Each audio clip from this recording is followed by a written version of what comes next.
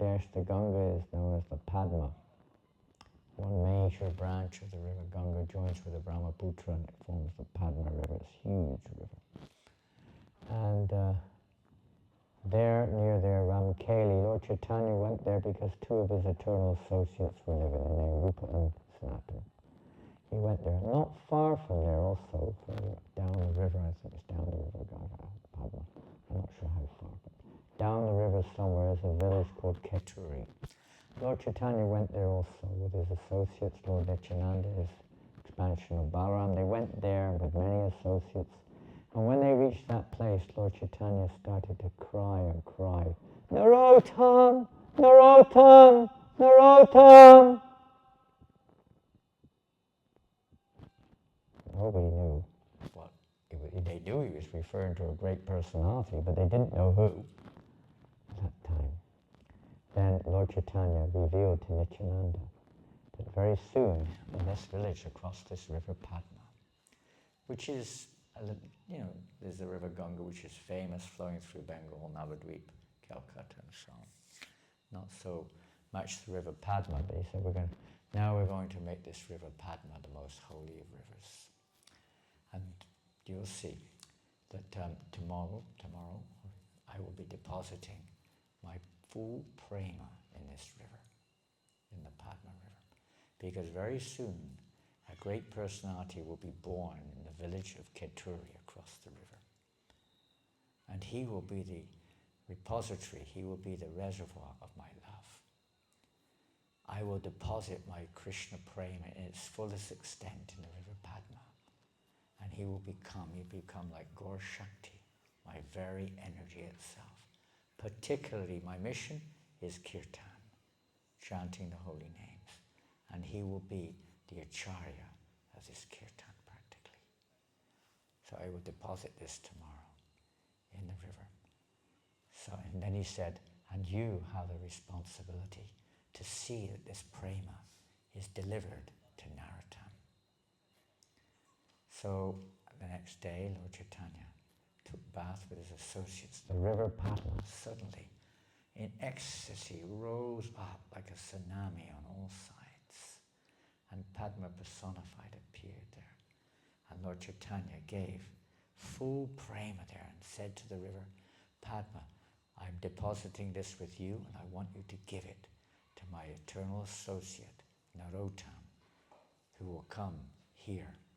And when he comes, you are to give him this prema. The river said, how will I know when he comes? He said, you will experience exactly what you've experienced today. You will not be able to control your ecstasy when he takes bath in your river, in you. And then Lord Chaitanya left and went on his journey. So years later, in that town of Keturi, a beautiful young child was born of the king of Keturi. His name was Krishnananda. His wife's name was Narayani. He was born of Krishnananda Narayani. Beautiful child when he was born. At the most auspicious time on this Purnim day. He appeared in this world. He had lotus-like eyes, elongated ears, long arms, beautiful broad chest. He looked all the symptoms of Mahapurush or topmost personality were there in his being. His astrology was astounding. Everything was perfect. But there was one problem in his astrology.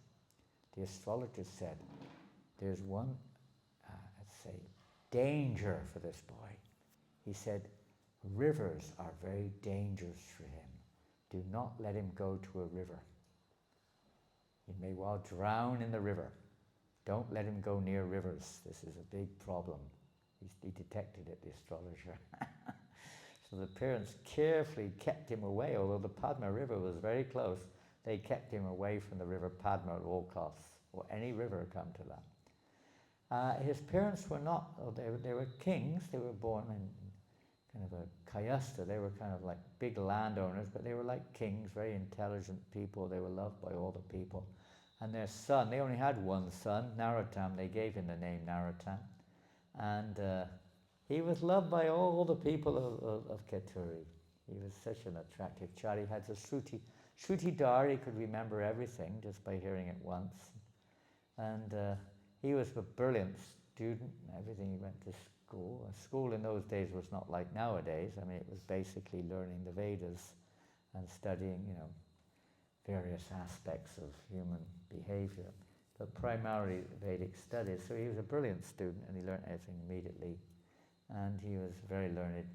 And he grew up very, very much so as a darling of the family and the next ruler of that area of Bengal. But at one point of time, but his main interest, there was many great devotees in that place, he was more interested in hearing Krishna Katha from the devotees. He was really magnetically attracted to Krishna Katha. We're trying to develop an attraction. We're not magnetically attracted at all, but we're trying to develop an attraction for Krishna Katha. So, well, it was Lord Nityananda's responsibility. So Lord Chaitanya informed Nityananda of his responsibility, and Nityananda then appeared to Narottama in his sleep one night and told him that tomorrow morning, or early morning, you should get up very, very early before everyone else, and you should go to the nearby river Padma and take your bath there, early morning. So Narottama woke up practically immediately, taking this as an order of the Lord. He proceeded to the river Padma. He'd never gone there before. He went to the river Padma, he found out where it was, of course he probably knew, and then he entered into the river Padma. And exactly what Lord Chaitanya said occurred. The Padma went into unbelievable ecstasy and overflowed its banks. And seeing this young man, he was just barely a teenager, entering into her rivers, she embraced him there and then. She embraced him. And the Lord Chaitanya's prema entered into the being of Narottama in its fullest extent. He was very dark. His complexion was very darkish, almost like Krishna's, very dark. Suddenly his complexion turned golden, just like Radharani, just like Lord Chaitanya. Gauranga's name means golden limbs. He became golden. And he was just crying and crying, Krishna, Krishna, Krishna, Krishna, Krishna. Rolling on the banks when he came out, rolling in ecstasy of love of Godhead.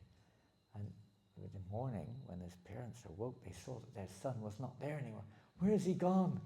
They sent the guards out in every direction, searching here and there. They themselves went out, but nowhere could they find their son, Naru. They saw this golden-looking young man, looked crazy on the bank of the Ganga. At first, they didn't recognize him. And then she realized, the mother realized, this is our Naru. What's happened to him? What's happened? His complexion had changed and he was like a madman. They didn't know what to do. Eventually, they brought him round and took him home. What has happened to you? What's happened? Then he explained what had happened, that he'd become infused upon taking bath in the Padma with love of Godhead. He was completely absorbed. For his parents, this was a real shock, because he was to be the next heir to the throne. What's happening to our Naru? Oh no. And as usual, they plotted and planned to get him married. They would tie down a son by getting him married, but not Naru. He'd had no interest in married life. And all he was interested in was love of God and glorifying Krishna, hearing and chanting about Krishna day and night practically.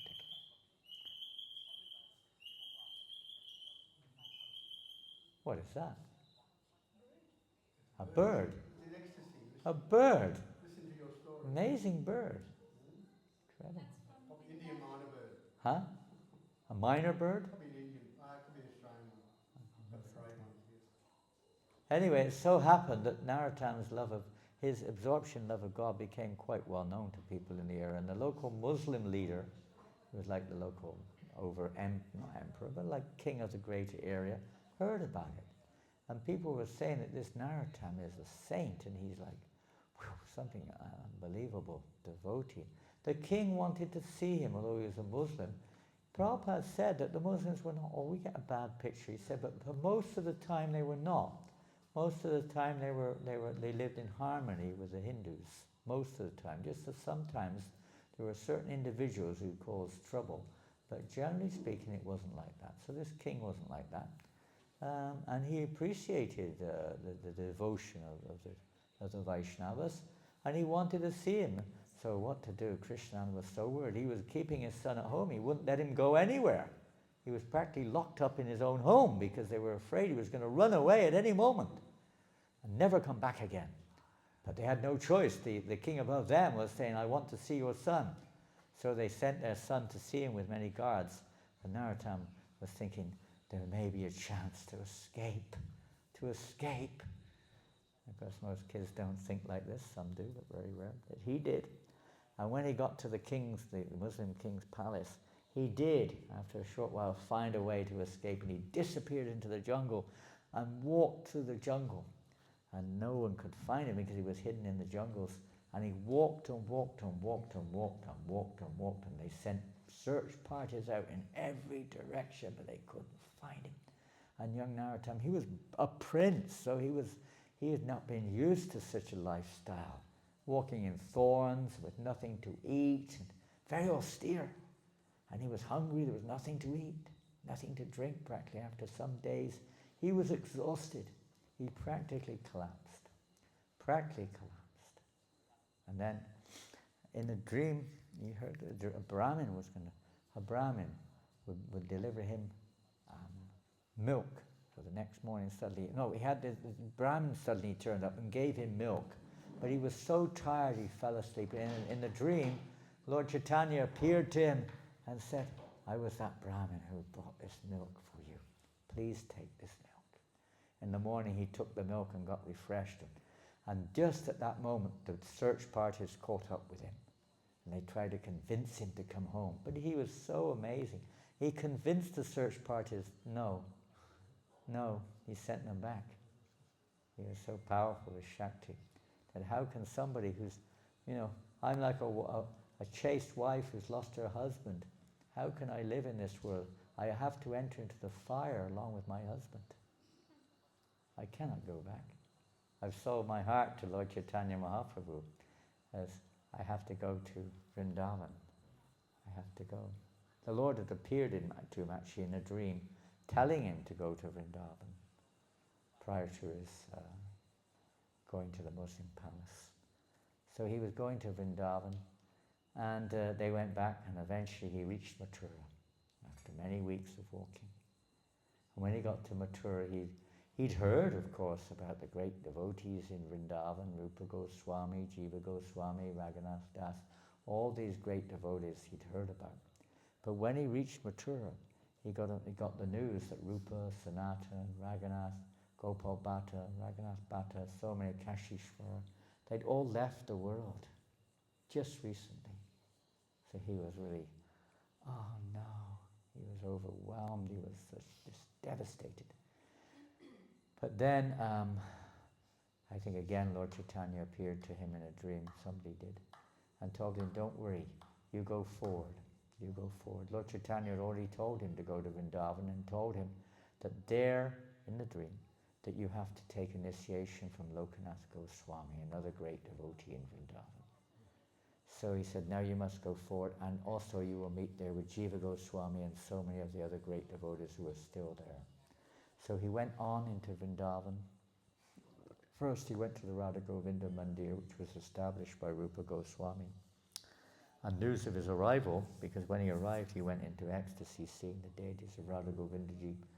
And then they called devotees different. Jiva Goswami was informed. He immediately went there, and he saw Narottam there pretty much rolling on the ground in ecstasy. He picked him up, and then they introduced Narottam. He was introduced to Jiva Goswami, and then Jiva Goswami took him under his shelter.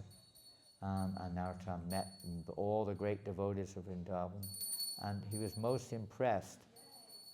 Haribo, Jai Radha Gokulananda Ki Jai. The devotee who impressed him the most was Lokanath Goswami. There was like a natural attraction to Lokanath. So he started to associate with Lokanath, invited him to his kutir, and they took prasadam together, and then Narottam informed Lokanath of his heart's desire to take initiation from Lokanath. Lokanath, after hearing the story of Narottam, he said, what is the need of taking initiation when Lord Chaitanya himself is your guru? He's giving you instructions at every step. What is the need?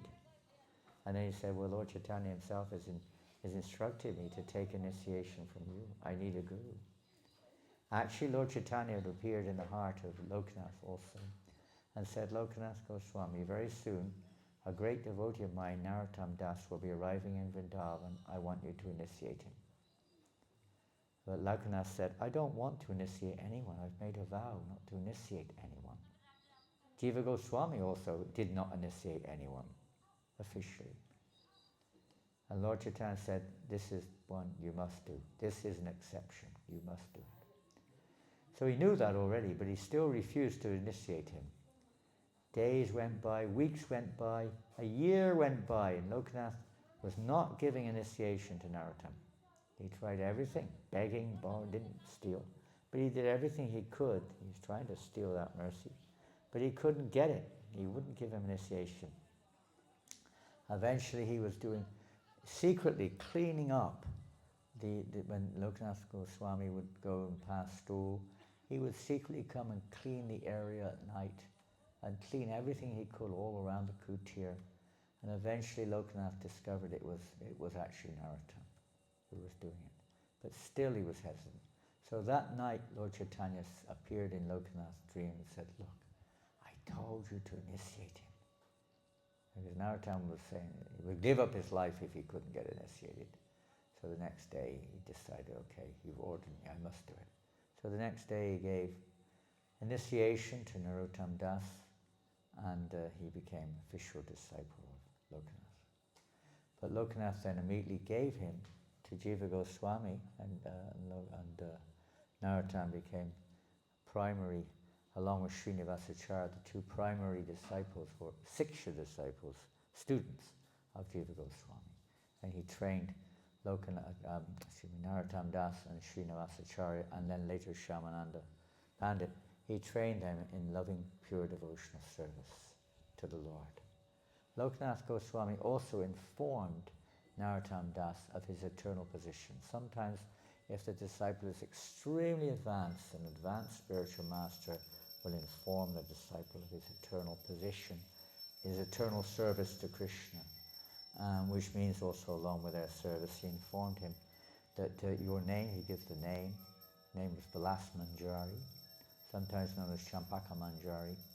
In the spiritual world there are Astasakis, 8 Astasakis, and amongst them Champakalata is one of the Astasakis of Lord Krishna. Her main role is boiling milk. In this world we're always looking for complicated services. We always want something very sophisticated, something very, with a label on it. We don't see that, just cleaning the pots every day for eternity is exactly what I want to do. Or just boiling milk for eternity. It doesn't sound very exciting, does it? That's it, boiling milk for eternity. Well, maybe there's other things too. But that's her primary service. And Narottam is the assistant to Champakalata in this service of boiling milk. So that's why he's also known as Champaka Manjari. But usually he's known as Vilas Manjari. So that's your eternal service. And sometimes Narottam would actually go into kind of like a state of ecstasy, and he would actually start to experiencing that. He was actually doing that. He was boiling the milk for the pleasure of Radha and Krishna, serving Radharani's wishes. And sometimes the milk would boil over and he would try to adjust it. He would burn his hands in vision. Then he would come out of the vision and see his hands were actually burned. Like this, he was actually, Raganuga, spontaneous devotion, actually practicing this. Not say practicing, but living this, even in his body in this world, his eternal service to the Lord. So this was going on in his relationship there with Jiva Goswami. Jiva Goswami then sent, at a certain time, he sent Narottam, along with, of course, with the blessings of Lokanath, he sent him with Srinivasacharya and Shyamananda on a mission to Bengal, because they were in Vrindavan. He sent them on a mission to Bengal, further on to Orissa. and other places to preach the teachings or their teachings of the Goswamis and Jivas and the other Goswamis' teachings. So they went to Bengal with a whole kind of, what we would say, entourage, a bullock cart with the literatures and guards and everything, about 20 personnel. But on the way they got hijacked and the literatures were stolen. That's another story, that's more Srinivasacharya's pastime. And Narottama and Shamananda, Srinivasa was a senior, he sent them on. See, Srinivasa was the senior of the three. He sent the other two on to Bengal to preach, even without the literature. So they went on, and first they went to Kituri, the place of Narottama's birth. And when they got to Kituri, of course the parents of Narottama had passed away by now, many years had passed by. And, but many of his family members and residents of Kituri recognized him. They were so overwhelmed in pleasure seeing him return. Now he's with Shamananda Pandit. They return to Kituri. And in Kituri, everyone's in ecstasy. Narottama then starts preaching. He sets up his preaching base there. And many of the residents of Kituri were taking shelter of Narottama, taking initiation from Narottama. Even his cousin Santoshu had become the new king of Kituri because there was no other. He was the closest family member. He was the king, very rich now. But he became an initiated disciple also of Narottama.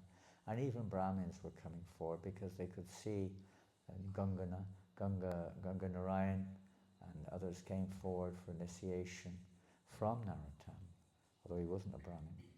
And so many came forward for initiation. And the whole of Kituri became basically Krishna conscious. Shamananda went on to Orissa. So years went by in this way in Kituri, and devotees, he trained up hundreds of devotees, disciples. They went all over the place, Manipur, different places in northeast India, preaching Tripura, different places, preaching the message of Lord Chaitanya, converting people everywhere. But still, there was Lord Chaitanya by now, of course, had departed from the world, and as had Nityananda, Advaita, most of the original residents there in Navadvip and Mayapur had passed away, and many of them were still there. So there were some difficulties because amongst the greater community of devotees, because as is normal, after the departure of the great Acharya or the leader, then different kinds of variations start cropping up, different interpretations and so on. So the whole Gaudiya Vaishnava line wasn't all in line. Narottama, of course, was completely fixed, but many of the branches were becoming a little bit diversive. They were a little bit, they weren't quite in line. So, at that time, Lokanath Goswami was still alive in Vrindavan. He sent a message to Narottama saying that he wanted him to perform Gopurnima festival in Kituri. Up to then, there was no Gopurnima, means the annual festival to commemorate the appearance of Lord Chaitanya. It was hardly performed up to that time, only on a small scale.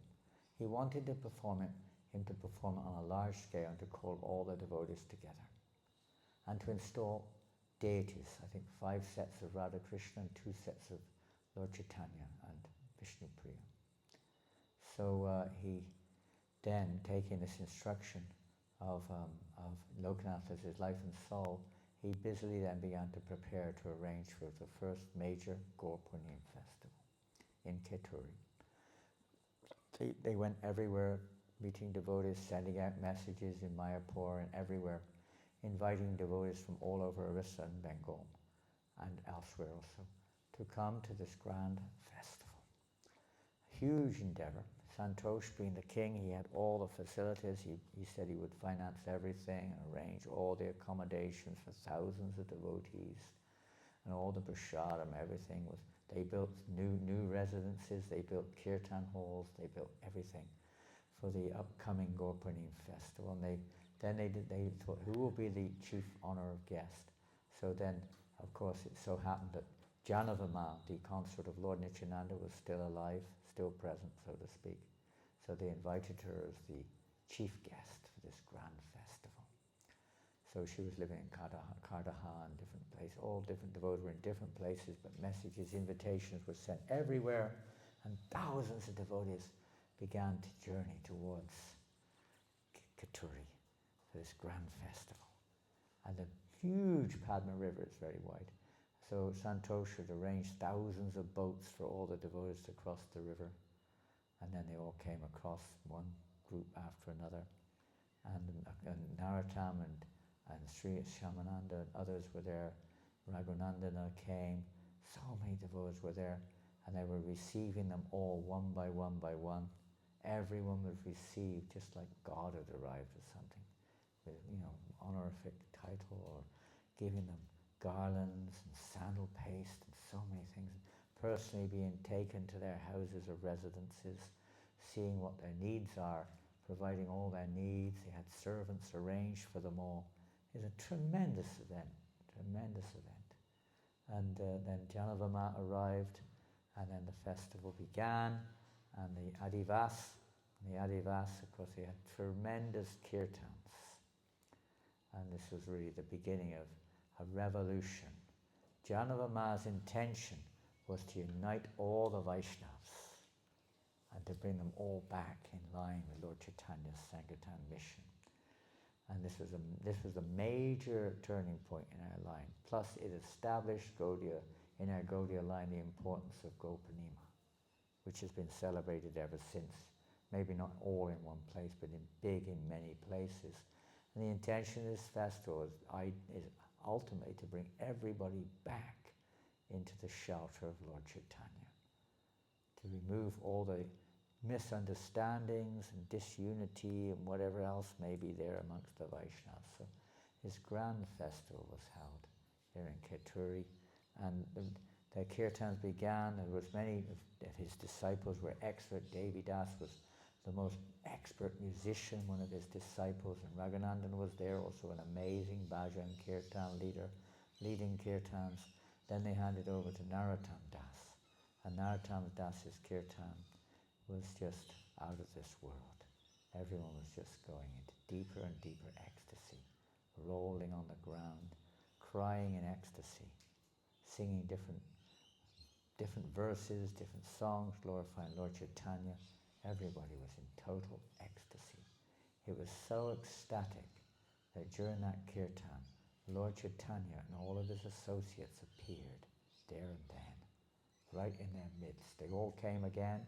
Now, Nityananda was there, Vaitacharya was there, Srivas Thakur was there, Gadadhar Pandit was there. The whole Panchatattva were there. The Goswamis appeared. Everyone appeared in that kirtan, and thousands of devotees could see them. You can't imagine what was going on, what kirtan that was. And it went on and on and on and on through the night. Total ecstasy. Eventually, of course, the kirtan never ends, but it ended and everything moved on. The next day was the day of the installation, Gopurnima, of all the deities. Janavama personally oversaw the installation of all these deities. And, 7 sets of deities. It's interesting because at that time, more or less in Bengal, the Gaudiya Vaishnavas were worshipping Lord Chaitanya. They weren't so much, embracing the worship of Radha Krishna. So this was another revolution, that they were bringing the two together. The worship of Lord Chaitanya and the worship of Radha Krishna are non-different in one sense. But we go through Lord Chaitanya to worship Radha Krishna, through Lord Chaitanya. We don't go. That's why you see in all the Gaudiya Mass temples, you don't just see Radha Krishna deity. You will see Lord Chaitanya on the altar too. Not always, but usually. Because we have to go through Lord Chaitanya to worship Lord Radha and Krishna. So this grand festival went on, and kirtans went on and on and on again the next day. And then the next day they had a big, after Gopurnima, the breakfast, the next morning breakfast. Janavama personally cooked the breakfast, personally cooked it, or oversaw hundreds of devotees cooking, because they had to cook for tens of thousands. Many devotees were cooking, but she was managing the whole thing and cooking herself. Then she personally organized the serving and personally served all the Vaishnavas herself, prasadam. And then only after everyone was fully satisfied did she honor prasadam along with the other servers. And this glorious festival eventually, of course, everybody had to return to their various places of residence. Slowly but surely they went back home. And life settled down in Keturi, and the preaching went on very enthusiastically amongst his disciples in Keturi. And but there were many at that time, many smarter Brahmins, caste Brahmins were there. They were very upset because this Narottama was not a Brahmin, and he had the audacity to even initiate Brahmins. So they were very disturbed by this, and they were always trying to make, some trouble for Narottama or his disciples. So they eventually kind of ganged up, even though Narottama was providing all the evidence to show that, that it doesn't depend upon birth, that the Vaishnavism is above Brahmanism and so on. And there's nothing to say that anyone who's qualified cannot give initiation to a Brahmin. There's nowhere in scripture to say that. Anyway, he was giving all kinds of evidence, but they weren't satisfied.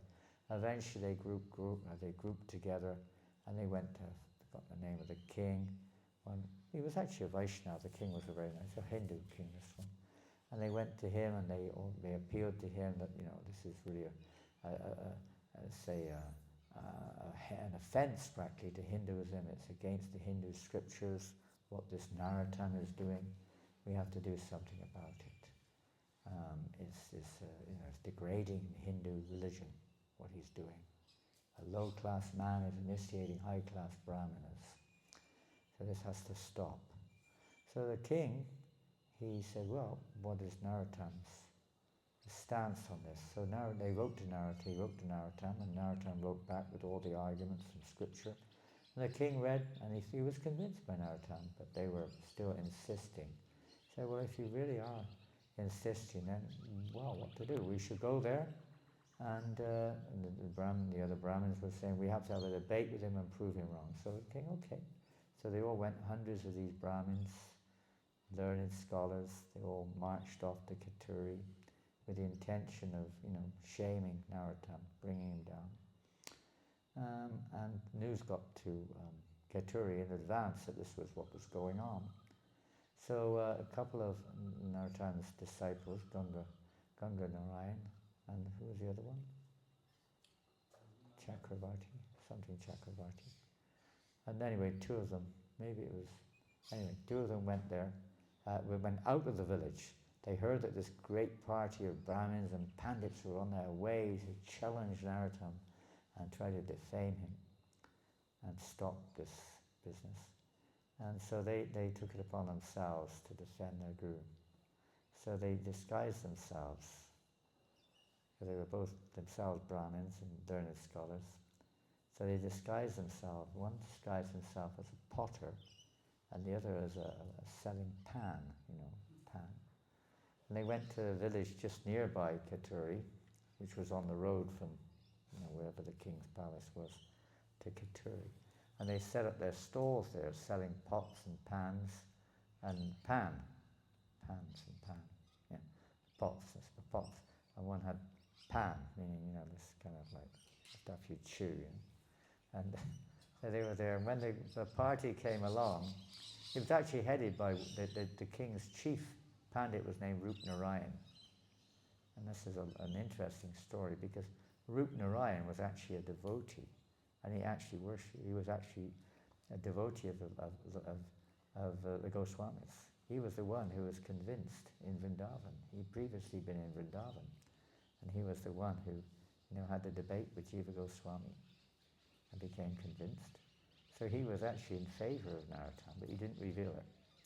So they stopped there in that village for their little break before going on to Keturi, and these two disciples of Narottama had the stall, says, come, get some pots, get some pan. So that some of the Brahmins were going over to get their pots and pans. Pots and pan. And these two shopkeepers were speaking in Sanskrit, which was highly unusual for ordinary shopkeepers to speak in Sanskrit. So they said, what is this? Who are you? Huh? We're just some lowly, local people. And then they said, what's going on? We're coming here and this and that and the other. And they started to debate with each other. And these two shopkeepers, they were defeating these Brahmins left and right in the debate.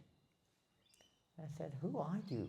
Who are you? So, oh, we're just some of the lowly disciples of Narottama Das. And so then the leader of these others, it was Rupnarayan was the leader, but there was one of the others who was actually the main one who was pushing for this. And then he went and debated with them, and he was completely defeated by these two characters. So then the king who was there, Rupnarayan, said, look, if you can't even defeat these disciples of Narottama, how on earth are you going to defeat Narottama? You're going to be completely humiliated. So they left that place. Actually they left, but they all became disciples of Narottama, the whole lot. They all surrendered to him, including the king, including the main leader who actually, he almost died because of his offences. He wouldn't give up, but he eventually came around and also became a disciple of Narottama. They all surrendered. Such was the attraction, magnetic attraction of Narottama, his purity, his compassion.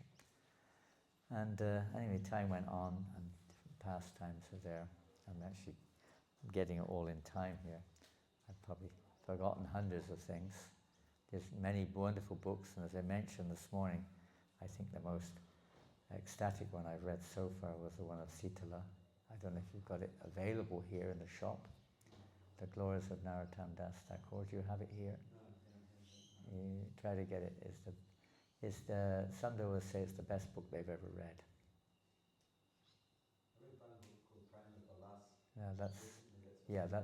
But this is written by, Prabhupada's disciple, Sitala, the wife of Hari Sori. She wrote this book, The Glories of Narottama Das. She's a great devotee of Narottama Das. And this amazing book, and we read it mostly in Newcastle, wasn't it? You were there with me in Newcastle, were you? No, I was with Mahananda. And we were reading it every day for 3 days. We finished it in 3 days. Sometimes we read for 4 hours non-stop with whoever was there. The devotees who were there, all working devotees, they all cancelled their work for 3 hours just to listen to this book on Narottama Das. I'm just trying to pick up a few memories from what I read there, and another book I glanced at today. Just a recollection of memories. The benefit of it is not necessarily you remember everything, but the effect it has on us. The effect. So it was ecstatic devotees online, and we went on. Couldn't stop reading. It was just incredible how she's written it. It's so wonderful. Anyway, as time has it, and as Providence has it, every great soul also only spends so much time in this world. Nobody stays here in the sense in their Bapu form forever. Their instructions or their legacy is still here, but they unmanifest their Bapu, their form. So Narottama was considering to leave this world at a certain point of time. And still there were so many objections from caste Brahmins in different places from afar who were sending criticisms and complaints and what have you, like that. And this was coming. So Narottama was basically somewhat in seclusion. He was leaving mostly up to Ganga Narayan to manage and preach the message. Some of his other disciples. He had a very, very close relationship. Actually, what happened, he had a super close relationship with Ramchandra Kaviraj. The Ramchandra Kaviraj was a disciple of Srinivas, but Srinivas had given Ramchandra to Narottama. They were like, obviously eternal associates, and they were so attracted to each other that Ramchandra was spending his time with Narottama in Kituri. But at one point in time, Srinivas called him back. Srinivas had gone to Vrindavan, he needed him. So he called his disciple to come with him to Vrindavan. So that was a big loss for Narottama. He was so attached to Ramchandra Kaviraj. They were eternal associates. So they both went off to Vrindavan. Then he received news, Narottama received news of the departure of Srinivas and the departure of Ramchandra Kaviraj. So this was overwhelming for him. He kind of just withdrew from the world, basically went into the forest and pretty much withdrew. So his disciples were worried that he was like, I'm going to leave the world, so they didn't know what to do. Anyway, I think it's Ganga Narayan and convinced him to at least come to his village, and so he did. They went to his village further down the river Padma, and whilst he was there, Narottama, they took bath in the river Padma, but then they came out, and Narottama then pretty much Looked like for 3 days, he just lay on the bank of the Padma, looked like he was about to leave his body. And Ganga Narayan didn't know what to do. He felt terrible. He'd invited him here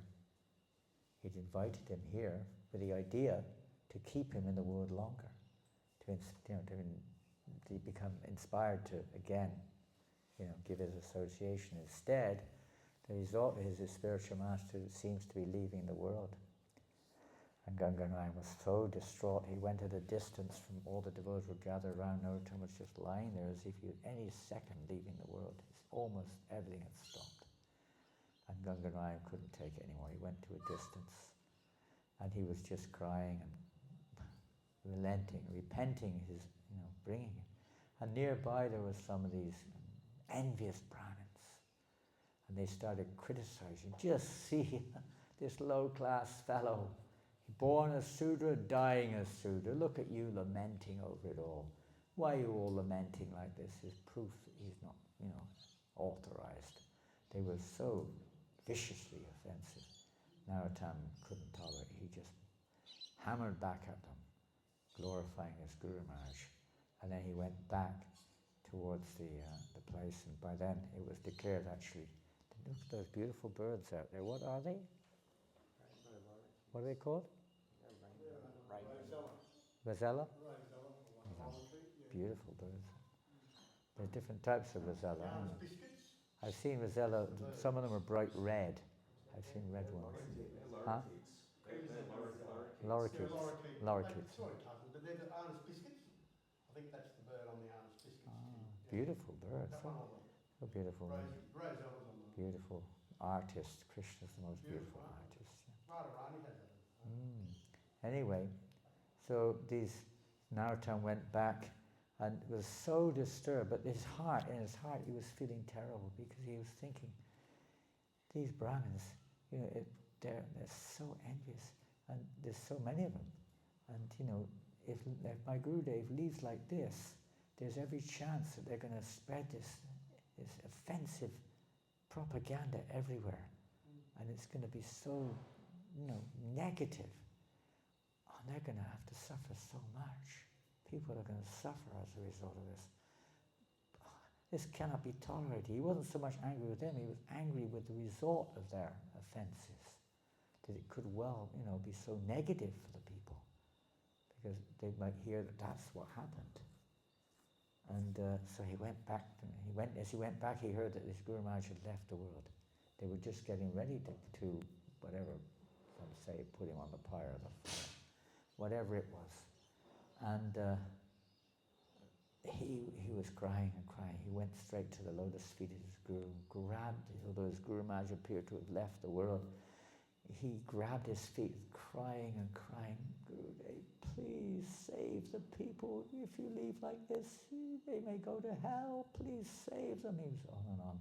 Please come back. Please come back. Suddenly, Narottama Das started to reappear in the body. His body suddenly started to, work again, so to speak. Started to move. And these envious Brahmins, when they saw this, they were astonished. Not only that, but because he wasn't a Brahmin, all of a sudden, on his form, a golden Brahmin thread appeared. Pure gold across his chest. Even these envious Brahmins all surrendered and spread his glories. So in this way, the preaching went on even at the last moment. So then he returned after that back to where he was before. And again, after some time, he was kind of in recluse, somewhat there in Katuri giving association, but mostly in recluse. And again, at some point of time, he requested Ganga Narayan. He said, I want again to go to your village. This time Ganga Narayan was not at all eager for this, because what happened last time was that he almost left the world. So he wasn't so keen on the idea. But anyway, Narottama Das was insistent. So they went back with only not so many associates, just some of the key disciples.